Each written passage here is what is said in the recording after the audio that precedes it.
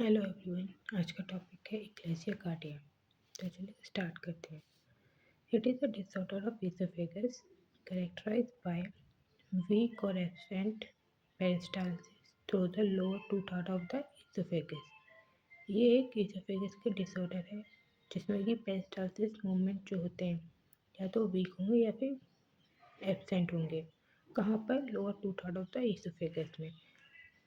It is occur when nerves in the esophagus become damaged. ये कब होता है? जब esophagus की नर्व डैमेज हो जाए या फिर failure of relaxation of the cardiac sphincter during the passage of the peristalsis. जो cardiac sphincter है वो ओपन ना हो.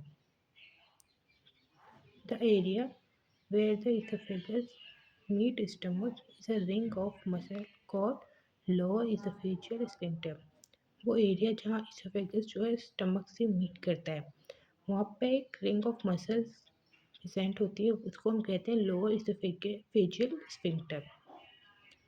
This sphincter must relax means open to allow the food to enter the stomach. ये स्फिंक्टर जो है relax करता है, ओपन होता है जिससे कि फूड जो है एंटर कर जाए स्टमक में. एंड कॉन्ट्रैक्ट मीन्स क्लोज हो जाता है जिससे कि the content of the stomach can not flow back into the oesophagus. ठीक है. Now the causes. Exact cause is unknown. इसका एग्जैक्ट कॉज क्या है वो हमें नहीं पता. फिर भी और क्या कॉजेज हो सकते हैं? Absence of peristalsis, failure of relaxation of sphincter, autoimmune हो सकता है या फिर जेनेटिक हो, कोई फैमिली हिस्ट्री प्रेजेंट हो. नाउ द डायग्राम देख रहे हैं, ये नॉर्मल डायग्राम है जिसमें इसोफेगस जो है स्फिंक्टर से मीट कर रहा है और लोअर जो जहाँ मीट कर रहा है वो है लोअर इसोफेजियल स्फिंक्टर. दूसरा है इक्लेसिया कार्डिया का ये डायग्राम है जिसमें कि जो स्फिंक्टर है वो रिलैक्स नहीं किए, मतलब कि ओपन नहीं हुए, जिससे कि खाना जो है स्टमक में नहीं जा रहा है और इसोफेगस जो हमारा डायलेट होता जा रहा है क्योंकि वहाँ पे फूड प्रेजेंट है, आगे ही नहीं जा पा रहा है जिससे कि इसोफेगस जो है डायलेट हो रहा है. तो this is the diagram of achalasia cardia. ठीक है. Now the symptoms. Symptoms are dysphagia, swelling निकलने में उसको परेशानी होगी, regurgitation of food, heartburn, weight loss, malnutrition, hiccups, bronchopulmonary symptoms आ सकते हैं जैसे कि कफ एट नाइट, pneumonia, डिजनिया सांस लेने में दिक्कत, chest pain and vomiting. These are the symptoms. And the जो मेन ट्रायड जो होता है इक्लेसिया कार्डिया का है, triads of symptoms in dysphagia, regurgitation and weight loss. This is the triad of ecclesia cardia. Now the complications are pneumonia, esophageal cancer and pulmonary infection. Diagnosis क्या कर सकते हैं हम? फर्स्ट स्टेप बेरियम इसोफेगोग्राम कर सकते हैं.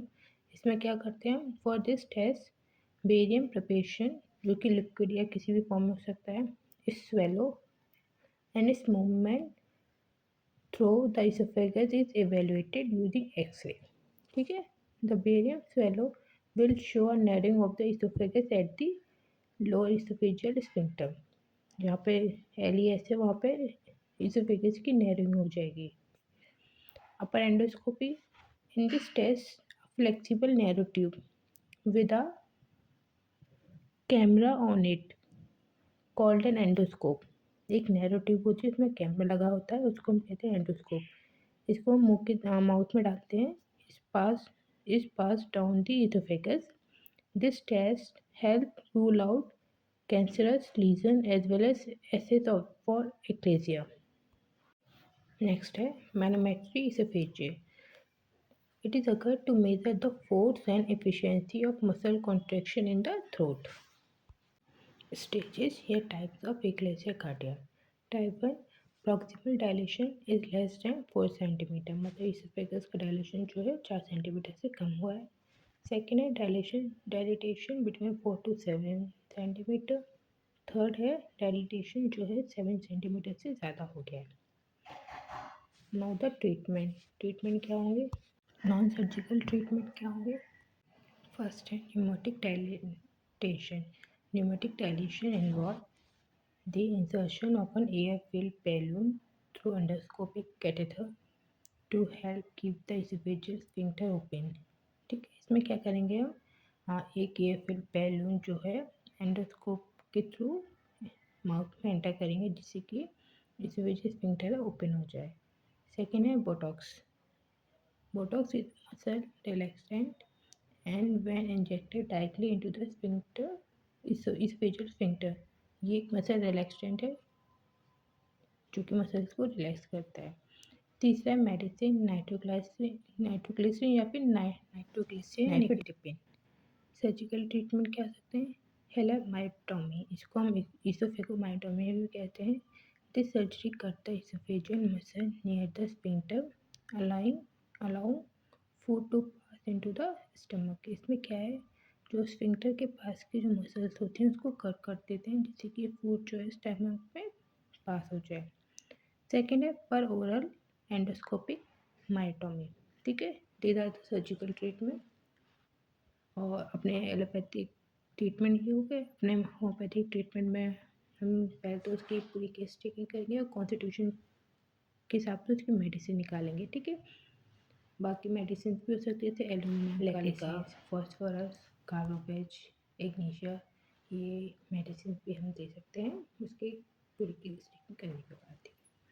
तो ये था हमारा इक्लेसिया कार्डिया। ठीक है, if you like the video please like and subscribe my channel, thank you।